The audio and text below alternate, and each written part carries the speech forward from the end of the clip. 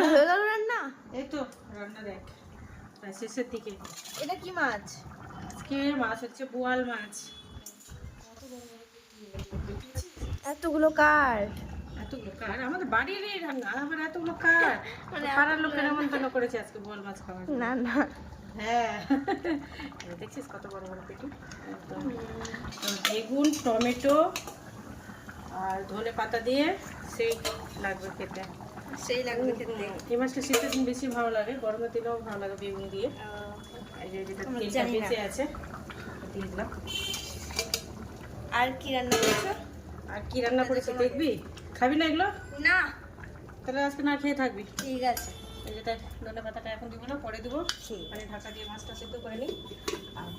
আমাদের এটা তো তোমাদের আইটেম। হ্যাঁ, এই যে তোদের জন্য স্পেশাল ভাবে আজকে এই যে দেখ কি রান্না করেছি। এটা কি? এটা কি ফুলরি? হ্যাঁ, মানে বড়া, অনেকে বলে বড়া, হ্যাঁ। ডালের বড়া। না রেডিমেড, এটা কি না বাড়িতে তৈরি করা না। আর এটাকে আমরা দিয়ে ধনে পাতা দিয়ে এটা আমার ফেভারিট। এটা দিদি খেয়ে খুব তারিফ করেছে, খুব সুন্দর হয়েছে নাকি। কোন দিদি?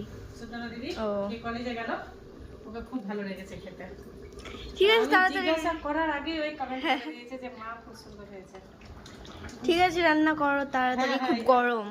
খুব কি গরম করেছে। এটা রান্না হয়ে গেছে, হয়ে গেলে আমার হয়ে যাবে। না না, আরেকটা করবো। এই যে শুকনো ইয়ে রেখেছি, এই যে এই বড়াগুলোই আমি তরকারি দিয়ে রান্না করেছি। ঠিক আছে, তো এটাকে তো বাবার জন্য একটু সানা করে দিব। হ্যাঁ, ভর্তা যেটা বলে। তো তো বাবা ওটা খেতে বেশি পছন্দ করে, তো ওর জন্য ওটাই করে দেব।